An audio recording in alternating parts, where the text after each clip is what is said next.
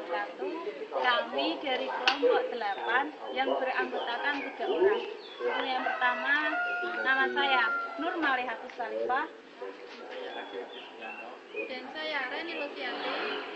Kami di sini akan mendongeng yang berjudul Lucunya Dunia Binatang.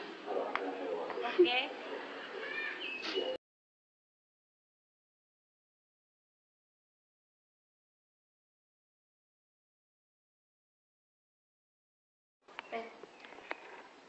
Keadaan di hutan begitu damai.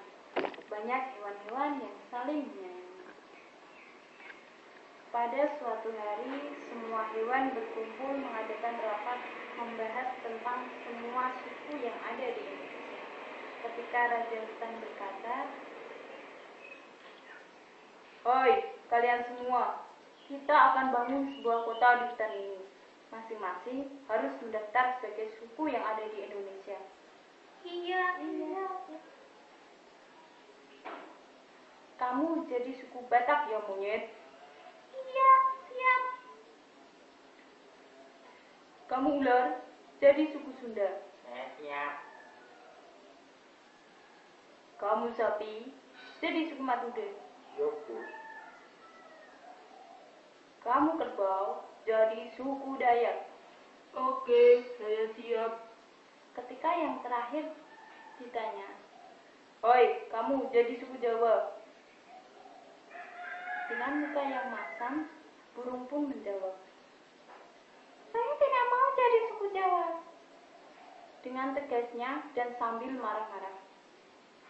"Apa alasan kamu kok gak mau jadi suku Jawa?" Burung pun menjawab dengan tegasnya, Kalau saya jadi suku Jawa, saya pasti akan ditransmigrasikan lagi ke hutan." Setelah rapat selesai, semua hewan bersantai-santai sambil bercerita pengalaman-pengalaman maupun imajinasinya. Kemudian burung pun mulai pembicaraan. "Aku mau cerita nih tentang pengalamanku. Dengerin ya ceritanya." "Iya."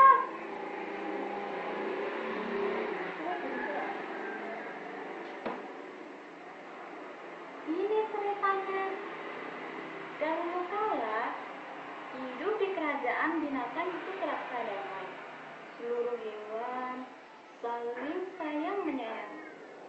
Hewan yang tua menyayangi yang muda. Sedangkan hewan yang muda menghormati yang tua. Bahkan mereka suka hidup bergotong royong dalam melakukan setiap pekerjaannya. Siapapun yang mendapat kesulitan dalam melakukan suatu pekerjaan, maka hewan yang lain serentak beramai-ramai membantunya, sehingga semua pekerjaan yang ringan akan cepat terselesaikan. Namun, akhir-akhir ini, kehidupan di kerajaan binatang terasa jauh berbeda. Antara hewan yang satu saling mencurigai hewan-hewan tua, enggan menyayangi yang muda, dan sebaliknya, hewan-hewan yang muda sudah tidak menaruh hormat pada hewan yang tua. Perubahan kehidupan yang jauh dari rasa nyaman di kerajaan binatang itu diakibatkan oleh ulah si monyet yang jago gosip. Tiap hari, si monyet selalu menyebarkan gosip di mana-mana. Seluruh hewan senantiasa menjadi bahan gosipnya, sehingga antara hewan satu dengan hewan yang lainnya terjadi salah paham. Bahkan terkadang si monyet saling mengadu domba antara hewan satu dengan yang lain. Hewan tua berusaha diadu dengan hewan-hewan yang muda. Begitu sebaliknya. Si burung memikirkan suatu cara, bagaimana cara memberi pelajaran kepada si monyet. Kalau ulah si monyet tidak dihentikan, maka kehidupan di kerajaan binatang akan semakin amburadul. Si burung hantu tahu bahwa setiap malam si monyet selalu tidur di atas pohon, tidak jauh dari rumahnya.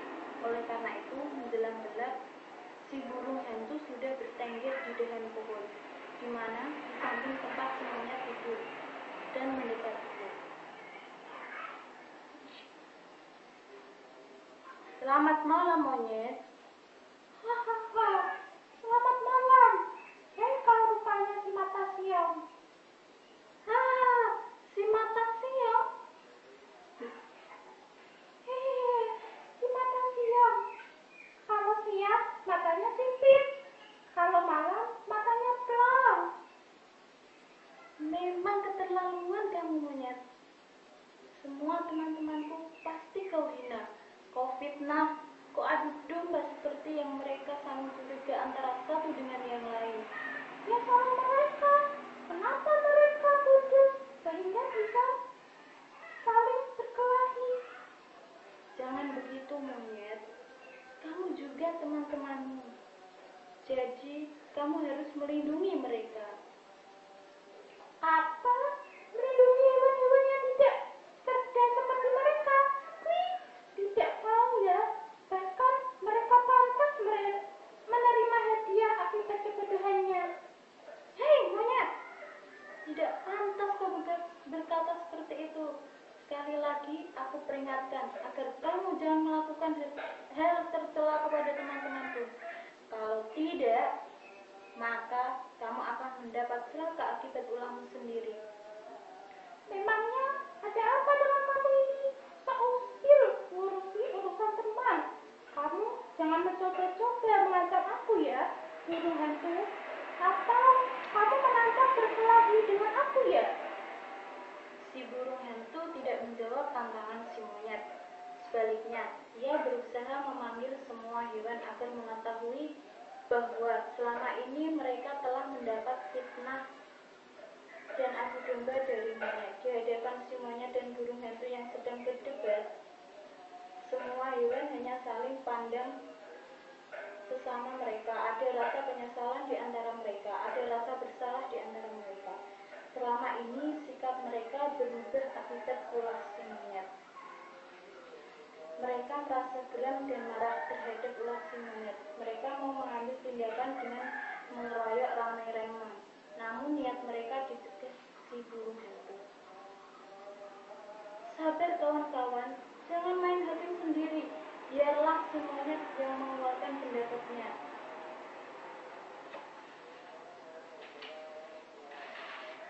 Aku tidak terima apabila mendapat tujuan seperti ini. Sebenarnya tujuanku baik. Aku ingin kalian tidak bodoh lagi. Aku ingin kalian bersatu. Aku ingin...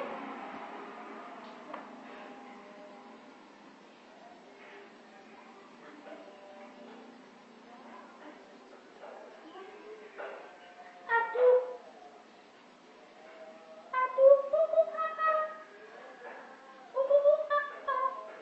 Dia berusaha melepaskan diri dari himpitan batu yang menimpa mulutnya, namun tidak bisa.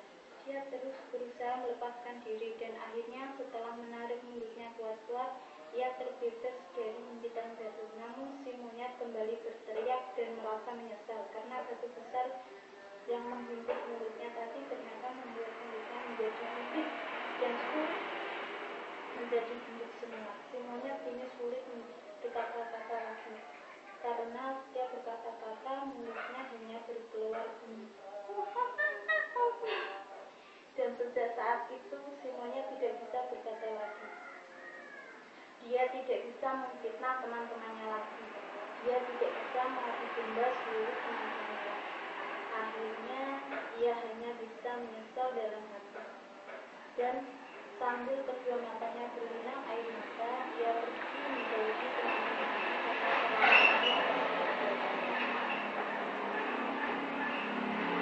setelah menyelesaikan cerita, si kerbau pun tak mau kalah ingin bercerita.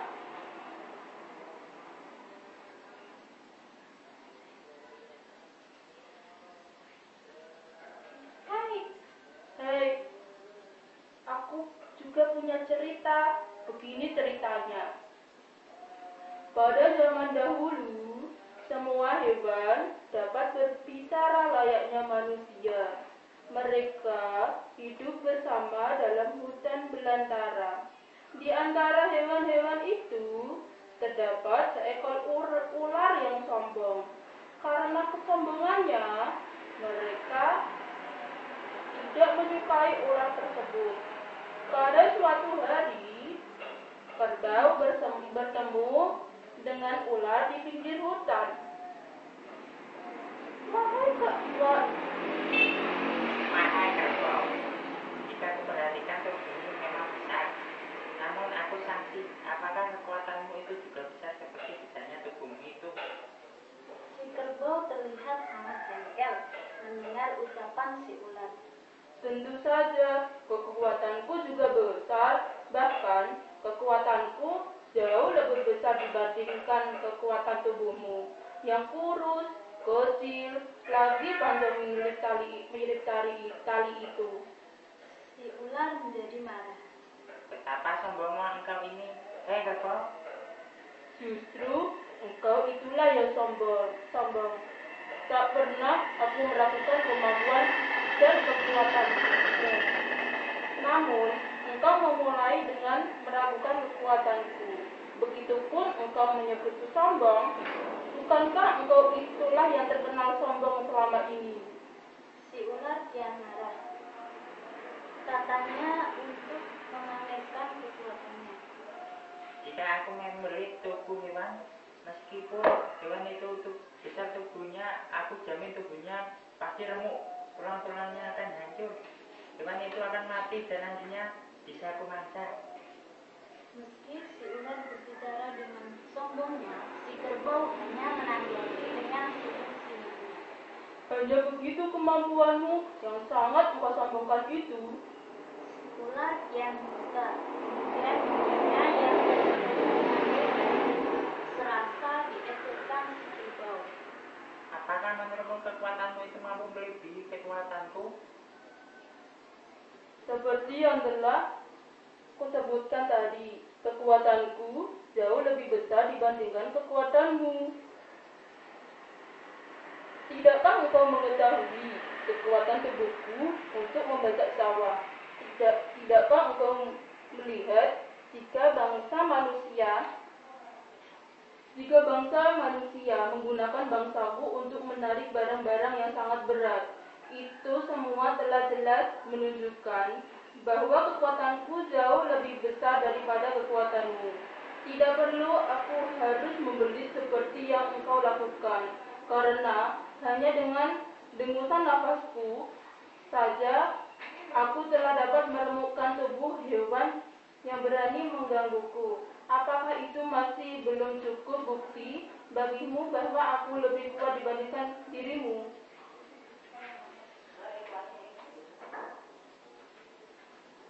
Jangan karena tubuhmu besar, lantas engkau menyangka engkau lebih kuat dari aku. Kita bisa buktikan siapa di antara kita yang lebih hebat. Si kerbau pun menerima tantangan dari si ular. Siapa yang lebih dahulu menunjukkan kekuatannya? Karena tubuhku lebih kecil, baiklah aku yang memulai. Si kerbau pun mengiyakan. Si ular lalu membeli tubuh kerbau. Dikerahkannya segenap kemampuan dan kekuatannya agar dapat lebih kuat membeli. Ia harus berusaha mengerahkan kekuatannya. Namun si kerbau tampaknya tidak terpengaruh. Si kerbau terlihat tenang saja. Apakah engkau telah mengerahkan segenap kemampuanmu, ular? Ya, Lihatlah sendiri, belisanmu masih terlalu lemah untuk melumpuhkanku. Jangankan remuk tulang-tulangku, bahkan aku tidak merasakan sakit. Sekarang, coba kau kerahkan seluruh kemampuanmu. Sia-sia si ular mengerahkan kekuatannya karena si kerbau tak mampu bertahan. Si ular akhirnya menyerah setelah berusaha keras. sekarang giliranmu untuk menunjukkan kekuatanmu, kerbau. Baiklah, Si kerbau menghembuskan nafasnya kuat-kuat. Si ular merasakan kesakitan yang sangat pada tubuhnya. Semakin keras hembusnya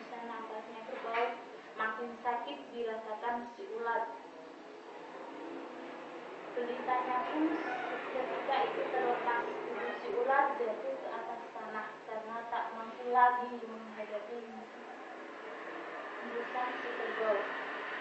Si ular tak berdaya. Bagaimana ular? Bukankah telah terbukti jika kekuatanku jauh melebihi kekuatanmu? Si ular akhirnya menyadari semuanya. Selama itu tidak berguna. Ia ternyata benar-benar tidak berdaya menghadapi kerbau. Kekuatannya yang selama ini disombongkannya ternyata tidak berpengaruh pada kerbau. Ia pun menyadari kesalahannya. Si ular akhirnya berjanji untuk tidak mengganggu kerbau hingga ke anak cucunya. Kemudian si kerbau pun juga berjanji untuk tidak mengganggu ular dan anak cucunya dan pengembala kerbau. Apakah engkau bersedia untuk berjanji? Ya, saya janji. Setelah kerbau selesai cerita, ada salah satu hewan yang penasaran.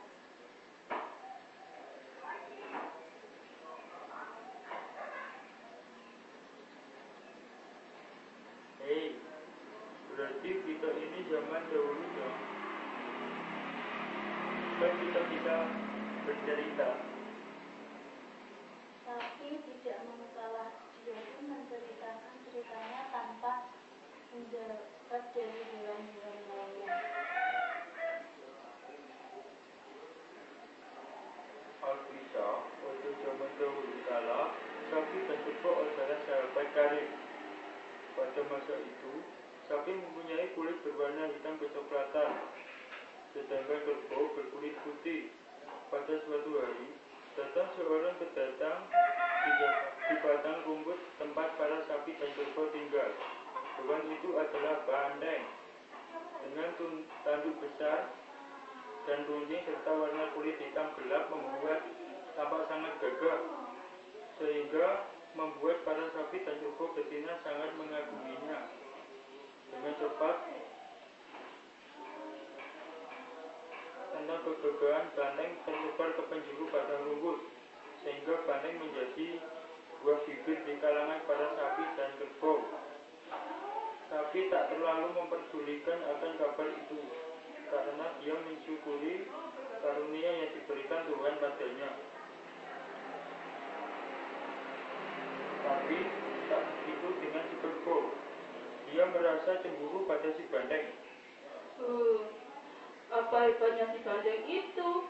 Padahal aku tak jauh beda dengan dia. Tandukku lebih besar dan runcing. Badanku juga gagah, cuma beda warna kulit saja. Begitu si kerbau dalam hati. Mungkin saja jika warna kulitku hitam, aku bisa lebih gagah dari si banteng. Dan aku akan ganti jadi terkenal. Kalau begitu, aku ada ide untuk menipu sapi agar mau bertukar kulit denganku. Mulai timbul pikiran dari otak si kerbau. Akhirnya si kerbau pun menemui si sapi yang waktu itu sedang berendam di sungai. Si kerbau pun mulai membujuk dan merayu sapi agar mau bertukar kulit. Tapi si sapi tak mau karena dia sudah merasa mensyukuri apa yang dia miliki. Tapi si kerbau tak mau menyerah sampai dia merengek-rengek dan memohon atas nama persahabatan pada si sapi. Karena terus didesak dan merasa kasihan, si sapi pun akhirnya mau. Tapi si kerbau harus berjanji setelah mereka bertukar kulit, kerbau harus mensyukuri apapun yang dia miliki dan tidak menyesali setiap hal yang diminta sendiri tanpa pikir panjang. Karena terbawa nafsu, si kerbau pun menyanggupinya. Dan akhirnya mereka bertukar kulit. Si sapi jadi berwarna putih, sedangkan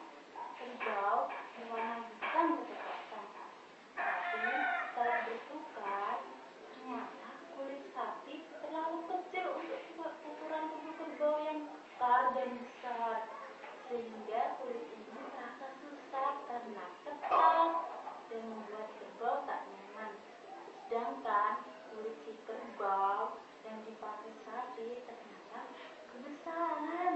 Bahkan bagian lehernya terlihat membelambir dan terasa longgar, sehingga membuat sapi merasa sejuk dan bebas bergerak. Tapi karena merasa kurang nyaman dengan kulit barunya, si kerbau pun kembali mengajak untuk bertukar kulit. Tapi si sapi tidak mau lagi karena sebelumnya si kerbau telah berjanji berulang kali si kerbau merengek dan merayu untuk bertukar lagi. Tapi si sapi tetap tidak mau. Bahkan dia siap bertemu dimanapun dan kapanpun. Si kerbau terus berusaha membujuk, tapi si sapi selalu bilang tidak mau.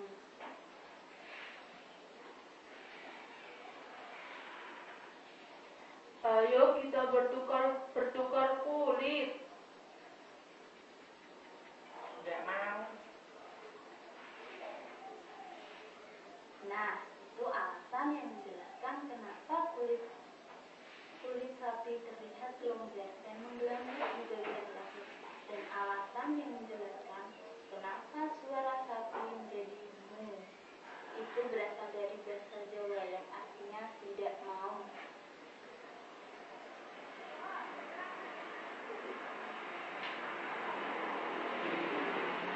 Oh. Cerita kalian ternyata bagus-bagus juga ya.